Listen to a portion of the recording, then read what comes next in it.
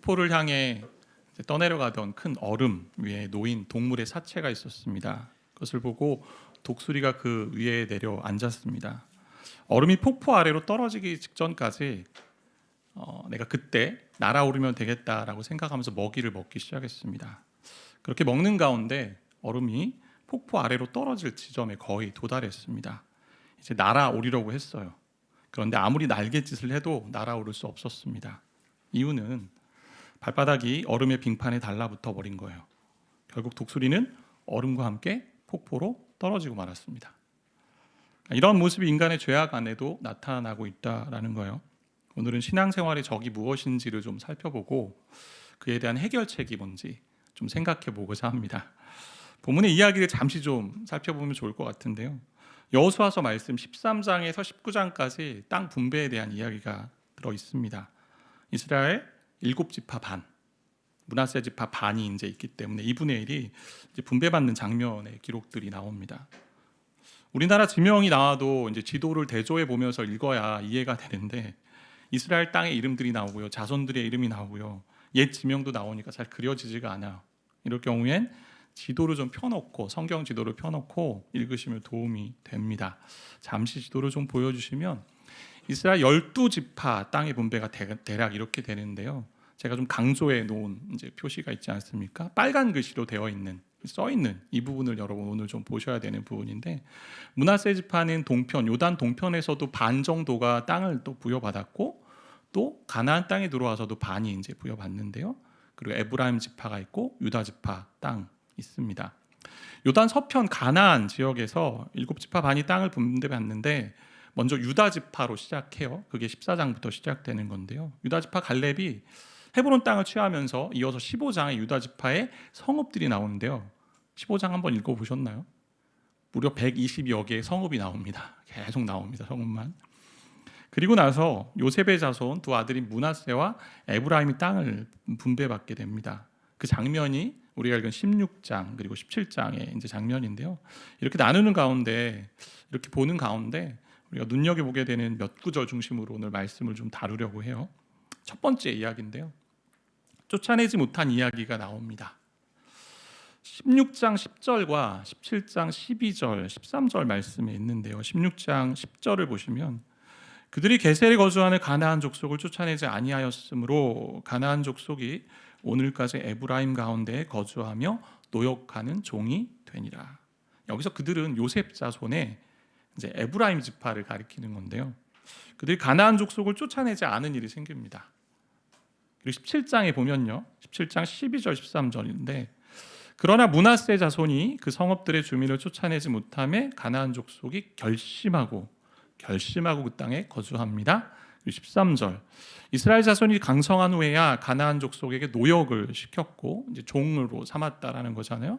다 쫓아내지 않았다라고 되어 있습니다.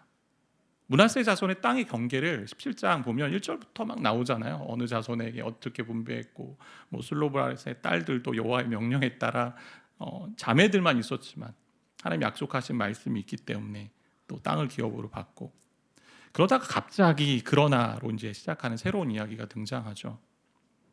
땅을 차지한 성읍의 주민인 가나안 족속을 쫓아내지 못해서 결국 그 가나안 족속이 결심하고 그 땅에 거주하게 됩니다.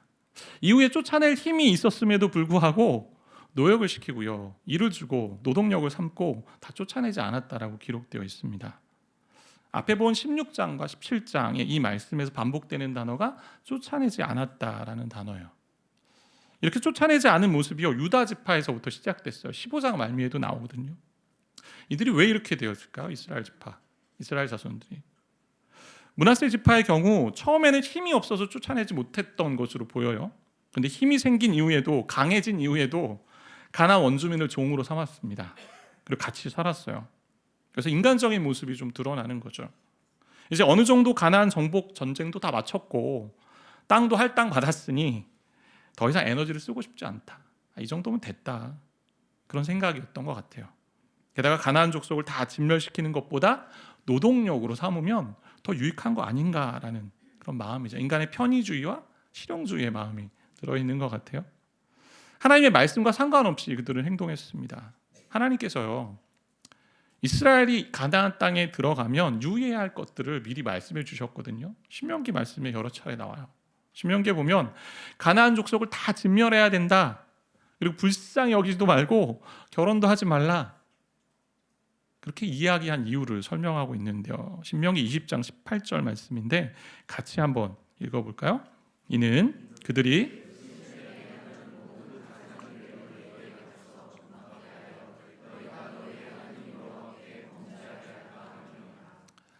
함께 거주하고 혼인하게 되면 반드시 가증한 우상 숭배를 배우게 된다라는 거죠. 그럼 혼합된 종교가 되는 거고 결국 이스라엘의 올무와 가시가 되어서 너희가 피해를 입게 된다. 경고하시는 말씀이죠. 이렇게 경고하셨음에도 불구하고 더 이상 수고하고 싶지 않은 아니라는 모습이 그들에게 나타납니다. 믿음의 선한 싸움을 싸우라고 하잖아요. 항상 주의 일에 힘쓰는 자가 되라고 얘기하십니다. 그리고 마귀를 대적하고 거룩의 열매를 맺어야 되는데 승리에 도취하여서 안주하고 머물게 된 거죠. 이스라엘은 여호와의 명령에 따라 행동하지 않습니다. 이렇게 순종하지 않는 이 모습이 나태와 게으름으로부터 온 거죠. 어떤 사정 때문에 죄악을 용납해 두는 것은요, 자비한 모습이 아니에요. 무자비한 모습이죠. 죄악에 대해서는 용납하지 말아야 됩니다. 그리고 하나님이 원하시는 자리로 가지 않는 것은 게으름입니다. 자신의 편의와 상황에 따라 말씀에 순종하지 않습니다. 게으른 사람들은. 죄악도 나에게 유익하다면 좀 사용하자라는 거예요. 신앙생활에 있어서 여러 적이 있습니다. 근데 그 내면의 적 중에 하나가 바로 나태, 게으름이에요. 하나님 주신 말씀 따라 살다가도 때로 이 정도면 되지라는 생각을 가질 때가 있습니다. 꼭 그렇게까지 신앙생활 해야 합니까? 적당히 좀 하면 되지 않습니까? 그 마음을 가졌던 것이 이스라엘 백성들이요. 근데 그들의 결말이 어떻게 됐어요? 사사 시대 때 반복되는 것처럼 억압 가운데 지내고요. 나라가 팔리고요. 그리고 이스라엘 역사를 보면 결국 나라를 잃어버리고 죽음의 자리까지, 멸망의 자리까지 가는 것을 보게 되죠.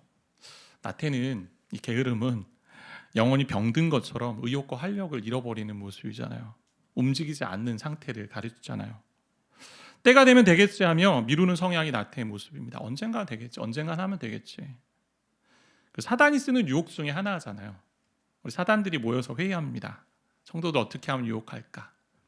얘기하는 거죠. 성도들에게 예배도 드리고 말씀도 읽고 기도 생활도 하고 헌신도 하고 또 하나님과 교제도 하고 공동체 들어와서 생활도 하라고 얘기해라. 근데 오늘 하지 말고 내일 하라고 해라. 내일 하라고. 마귀에는 늘 내일이죠. 오늘은 없습니다. 그러니까 저와 여러분의 삶이 어떤가요? 하나님이 주신 말씀 따라 사는 것, 그리고 하나님과 함께 사는 것, 이 가운데 때로는 이 정도면 되지 않습니까? 라고 생각하는 나만의 어떤 게으름, 나태 있지 않습니까? 그때가 위험한 때예요. 앞서 본 빙판에 발이 붙어서 움직이지 못해가지고 폭포로 떨어진 독수리와 같은 인생이 될 수 있다는 거죠. 게으름이 올무와 가시가 되어 우리를 힘들게 합니다. 그것들을 경고하고 있는 말씀이에요. 두 번째는 스스로 개척하지 않은 이야기가 나와요. 스스로 개척하지 않은 이야기. 이게 17장 14절부터 17절에 있는 요셉 자손의 이야기인데요. 요셉 자손이 에브라임 지파와 므낫세 반 지파, 므낫세 지파 중에 2분의 1은 요단 동편에 땅을 얻었기 때문에 그 반 2분의 1이 이제 땅을 차지하는 그런 부분이 나오는데요. 땅의 경계가 17장에 막 나와요. 우리 자손들도 나오고 어떻게 분배받았는지. 그렇게 받고 난 이후에 가나안 족속도 쫓아내지 않은 상황에서 여호수아에게 나와가지고 요청합니다. 우리가 이렇게 큰 민족이 되었는데, 큰 민족이라는 단어를 여러 차례 써요. 큰 민족이 되었는데 기업을 위해 한 번만 제비 뽑아서 한 몫만 주면 안 되는 거 아닌가. 땅을 더 달라고 요청하는 거죠. 여호수아가 말합니다. 17장 15절 말씀인데요. 여호수아가 그들에게 이르되 너가 큰 민족이 되므로 수가 많다라는 거예요. 수가 가장 많았거든요. 므낫세와 에브라임 지파를 합쳐 놓으면. 내가 큰 민족이 되므로 에브라임 산지가 너에게 너무 좁을진데 브리스 족속과 르바임 족속의 땅 살림에 올라가서 스스로 개척하라. 스스로 개척하라.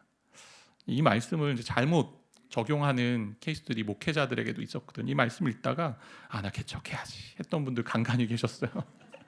네, 이제 모두에게 맞는 상황은 아닌데 이제 하나님이 원하시는 일을 해야 되는데 상황들 속에서 이 말의 요셉 자손이요, 그 땅은 산지가 넉넉하지 않다라고 얘기하고 골짜기 땅에 거주하는 가나안 족속이 철병거를 가지고 있어서 우리가 취할 수 없습니다. 불평하죠. 핑계를 댑니다. 에브라임과 므낫세 지파는요 가장 큰 민족이었어요. 두 지파를 합치니까 수가 가장 많았거든요. 그래서 기업이 적은 것과 자기들이 한 지파로 역임을 받아서 제비뽑기 할 때 2번 기회를 줘야 되는데 우리는 한 번만 줍니까? 이 얘기예요. 한 번만 줍니까? 에브라임과 므낫세 지파가 우리 아까 지도 본 거 보면 이렇게 붙어 있거든요, 같이. 그러니까 마치 기업을 얻었음에도 불구하고 두 지파가 기업을 얻었음에도 불구하고 이게 땅이 붙어 있으니까 하나의 지파처럼 간주해서 요청했던 것 같아요. 제비뽑기를 통해서 하나님의 섭리 가운데 땅을 받았음에도 불구하고 땅을 더 달라고 요청하는 아주 집단 이기주의의 모습이 나타나고 있습니다. 가장 많은 수의 자손을 받은 것이 가장 큰 축복인데도 불구하고 그것을 축복이라 여기지 않고 땅이 부족합니다. 땅을 더 주십시오라고 요청하는 모습이죠. 그리고 너희가 가서 취할 수 있다. 살림을 개척게 해라 스스로 대안을 제시했는데도 불구하고 여호수아의 말을 듣지 않고요. 변명만 늘어놓습니다. 이들 문제는 교만과 탐욕이에요. 탐욕이죠. 하나님 주신 것에 감사하고 만족하지 않습니다. 그리고 자신들이 수가 많다고 반복해서 말하면서 자기들의 상황만 주장합니다. 지도를 보면 가장 많은 땅을 이제 이들이 기업으로 받았어요. 지도에 아까 보셨듯이 좀 많은 땅을 받거든요. 그럼에도 불만 가운데 핑계를 대면서 스스로 개척하지 않고 수고하지 않습니다.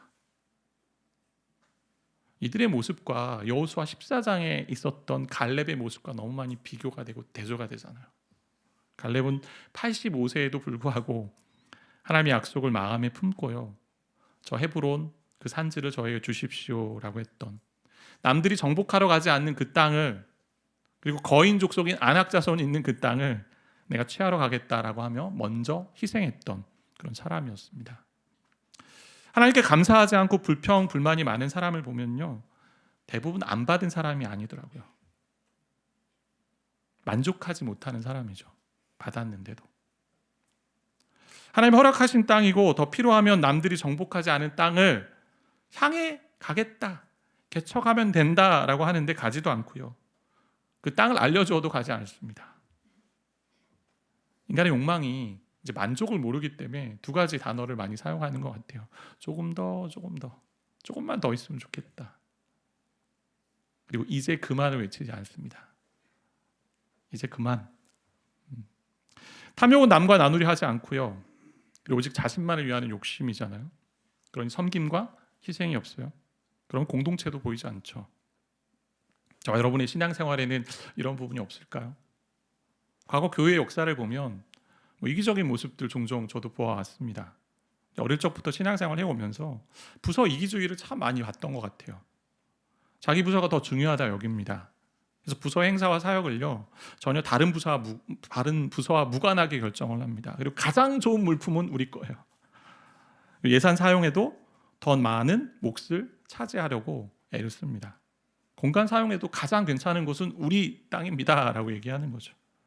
봉사자 모집에서도 우리 부서의 사람을 더 많이 모아야 된다고 생각합니다. 다른 부서가 부족한데도 불구하고 우리 부서는 넘쳐야 돼요. 이 모습이 결코 우리와 무관하지 않다라는 거죠. 나태와 이 게으름, 그리고 탐욕과 교만의 근원이 무엇일까요? 왜 이들이 이렇게 마음을 품고 행동했을까요? 모든 죄의 근원이라 할 수 있는 자기 중심성이잖아요. 다르게 표현하면 자기 사랑이죠. 내 자아를 사랑합니다. 그러니까 하나님이 주신 명령, 또 말씀도 지금 나의 상황과 맞지 않으면요 듣지 않습니다. 내 자리에 유익하지 않으면 순종할 말씀이 아니라 여깁니다. 분명 가나안 족속을 쫓아내지 못하면 앞으로 벌어질 위험이 있다고 예고하셨음에도 불구하고 지금의 조건에서 더 희생하며 애쓰고 싶지 않은 거예요. 지금 당장 눈앞이 중요하고 내 욕심이 중요하고 내 자아가 중요하니까 자기 사랑이죠. 그렇다면 이러한 신앙생활의 적을 물리치는 길은 뭘까요? 무엇일까요? 그 나태와 탐욕에 깔린 자기 사랑의 모습을 해결할 길은요 또 다른 사랑이에요. 또 다른 사랑. 나를 사랑하는 것이 아니고 하나님을 사랑하는 것입니다. 하나님 사랑하는 것. 성경에 두 가지 죄의 구분이 있지 않습니까? 하나는 해야 할 것을 하지 않은 죄, 이걸 보통 태만의 죄라고 얘기하고, 다른 하나 하지 말아야 할 것을 한 죄, 뭐 실행의 죄라고 할 수 있겠죠.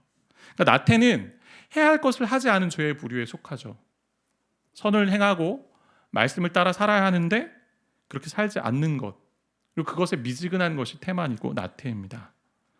이 나태의 반대편에 있는 것을 우린 근면, 또 부지런함이라고 묘사할 수 있습니다. 근데 근면, 부지런함을 나타내는 그 영어 단어 딜리젠트라는 단어가 있는데, 그 단어는 라틴어 중에 사랑하다라는 단어에서 어원이 왔어요. 그러니까 부지런하다라는 얘기는 내가 사랑하기에 부지런하다라는 얘기입니다. 그러니까 내가 열심을 내는 이유는 사랑하기 때문이에요. 그래서 하나님을 사랑하면 하나님이 하시는 일을 나도 하고 싶어요. 하나님 사랑하기 때문에 그분이 하신 말씀 사랑하며 그분을 따라갑니다. 결국 나태는요, 하나님 사랑이 약해진 거예요. 그러니까 하나님이 하신 말씀은 중요하지 않습니다. 내가 제일 중요하고 자기 사랑에 함몰되어 있으니까 내게 좋은 것만 선택하고 행동합니다. 그래서 하나님 사랑할 때 나태, 게으름을 물리칠 수 있는 거예요. 자기 중심성에서 해방될 수 있어요. 탐욕과 교만도 하나님 사랑할 때 해결됩니다. 탐욕은 자기를 위해서만 물질을 사용하는 거잖아요. 주변을 베풀지 않습니다. 그리고 다른 사람을 생각하지 않습니다. 자기 것만 눈에 보입니다. 성경이 이러한 탐욕, 탐심을요, 우상 숭배라고 표현하잖아요. 그만큼 하나님과 동등된 힘을 가지고 있다라고 여기는 거예요. 거의 동일한 힘을 인간에게 아주 영향력을 미치고 있기 때문에 그렇게 묘사하고 있는 거죠.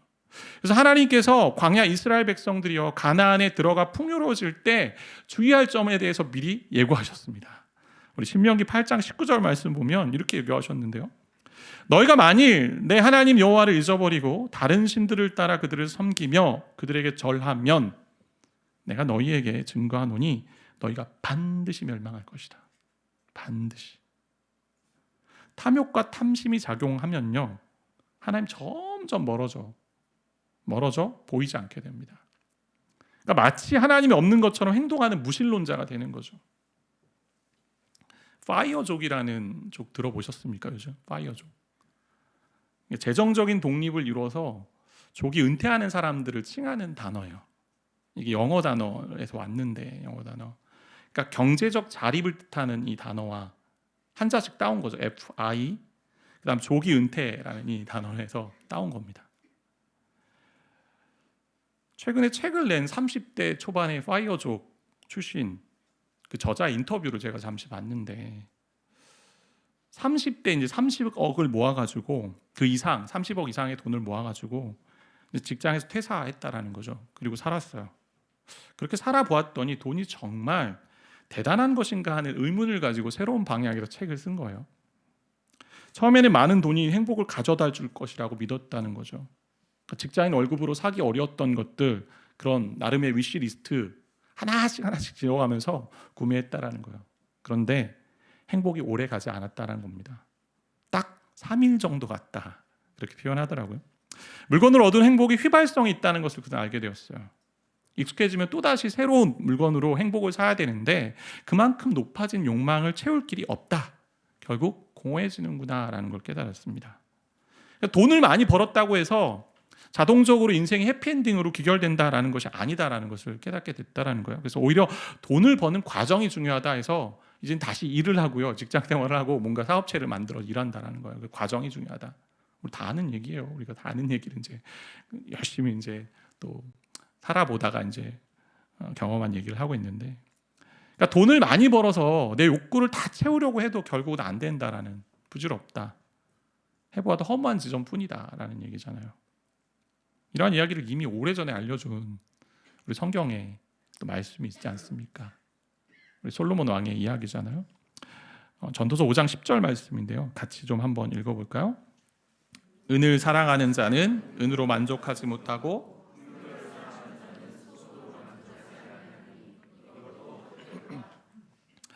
인간은 세상의 어떤 것으로도 채울 수 없고요, 또 만족할 수 없는 독특한 존재입니다.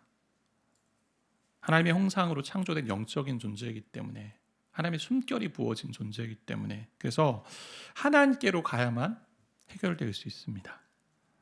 많이 들어보신 이야기 있잖아요. 하나님, 당신은 당신을 위해 우리를 창조하셨기에 당신 안에서 쉼을 얻기 전까지 우리는 결코 진정한 쉼을, 안식을 누릴 수 없습니다. 어거스틴의 말입니다.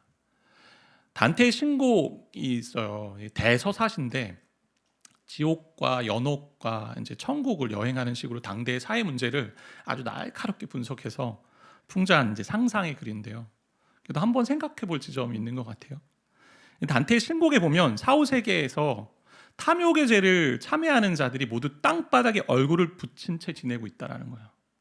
얼굴 땅바닥에 붙인 다음에 이들이 세상에 살 때 하늘을 바라보지 않고 오로지 땅의 것만 바라보고 살아왔던 것에 대한 벌을 받는 모습이다. 그렇게 통회하고 있는 모습이다. 가상 속에 묘사한 건데요. 이러한 이야기를 좀 근거로 생각해 볼 때 어찌 보면 탐욕스러운 사람, 탐심이 가득한 사람은 이 땅이 전부 다 여기는 사람이겠죠. 그래서 하늘을 보지 않습니다. 하나님을 향해 눈을 들지 않습니다. 그리고 하나님 사랑하고 하나님 안에 거해야 만족이 있음을 모르며 사는 거죠. 그러기에 탐욕을 버리는 길은 인간의 유일한 만족 대신 하나님 사랑하는 거죠. 하나님 안에 거하는 거죠. 그리고 그분을 바라보는 것입니다. 그리고 요셉 자손에게서 나온 자기 사랑의 모습이 있지 않습니까? 교만이죠. 자기만 가장 중요하고 특별한 존재라는 거잖아요. 그런데 교만의 반대는요, 겸손이에요. 겸손. 겸손을 어떻게 정의할 수 있을까? 다른 사람을 더 높이는 것, 그것도 겸손인데 우리 C.S. 루이스가 이렇게 겸손을 정의했어요. 자신을 덜 중요하게 생각하는 것이 아니고 자신을 덜 생각하는 것이다. 나에 대해서 생각을 더 줄이는 것이고 더 생각을 안 하는 것이다 라는 이야기예요. 그러니까 내가 받을 만합니다, 내가 이러한 요구를 할 자격이 있습니다 라는 이 교만 안에는 결국 자기 생각으로 가득 찬 거죠. 그래서 자신에 대한 생각을 덜 하자라고 이야기할 수 있어요. 권면할 수 있어요. 덜 하세요. 내 생각, 그 생각 덜 하세요. 근데 하지만 덜 생각하자 해서 되는 일이 아니에요. 오히려 다른 것을 생각할 때 자신을 덜 생각하게 됩니다. 그래서 하나님의 생각으로 채울 때에 내 생각을 덜 하게 됩니다. 이게 하나님 사랑이죠. 결국 신앙생활에서 나타나는 내면의 여러 적과 싸우는 길은요, 하나님을 사랑하는 길이에요.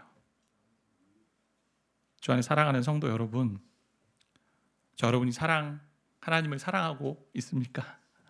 예수님 사랑하세요? 성경은 내 마음과 뜻과 힘과 목숨을 다해 주 너희 하나님을 사랑하라고 말씀합니다. 조나단 에드워즈가 이런 이야기 했어요.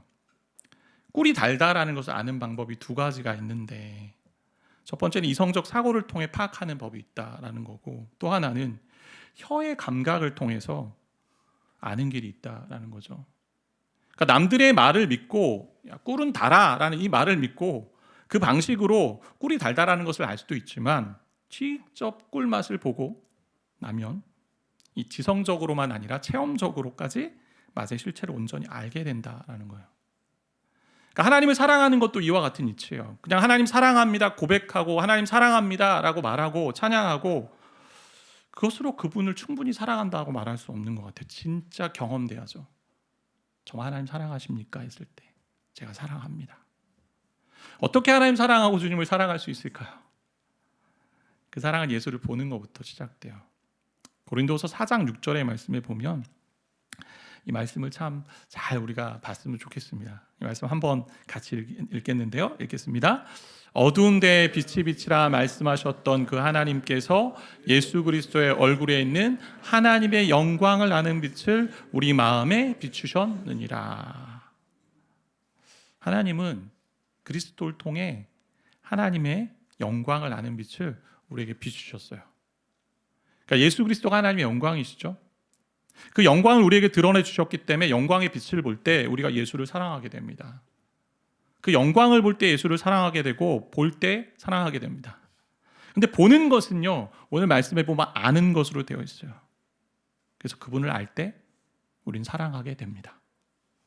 그러니까 결국 예수가 누구이신지를 알 때 사랑이 더욱더 커져가고 깊어가고 넓어져 가는 거죠.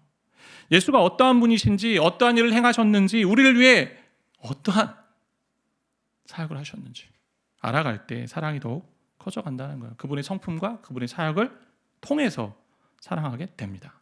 그럼 이 세상에 이만큼 이처럼 위대하고 탁월한 그건 하나님의 아들 예수 그리스도는 없구나라는 것을 알게 되면서 더욱 사랑하게 된다는 거죠. 그리스도의 영광이요 성경에 드러나 있습니다.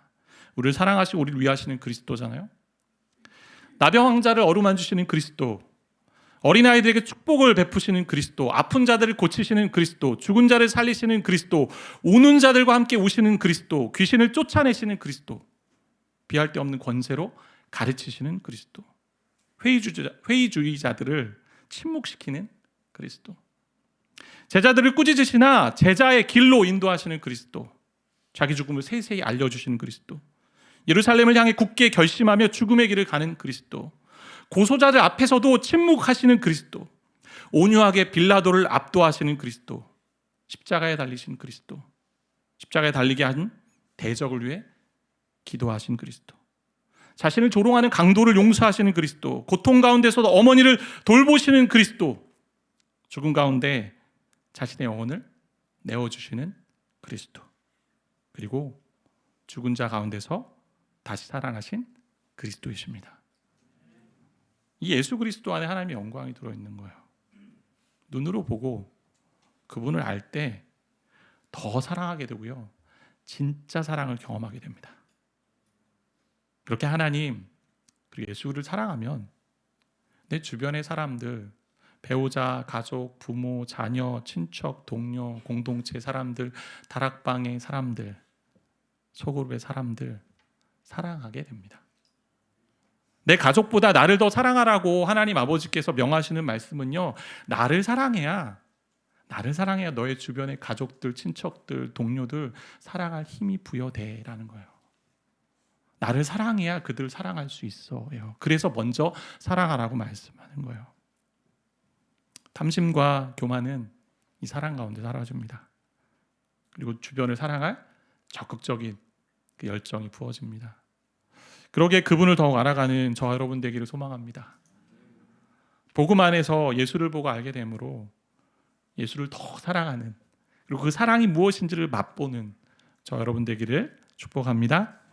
예수를 사랑할 때 신앙생활의 적이라 여기는 나태와 게으름, 교만과 탐욕에서 벗어나 참된 만족과 자유, 그리고 영원한 기쁨, 그리고 다른 이를 내 몸과 같이 사랑하는 그 사랑의 자리로 가는 줄 믿습니다. 이러한 은혜가 저와 여러분의 있기를 소망합니다.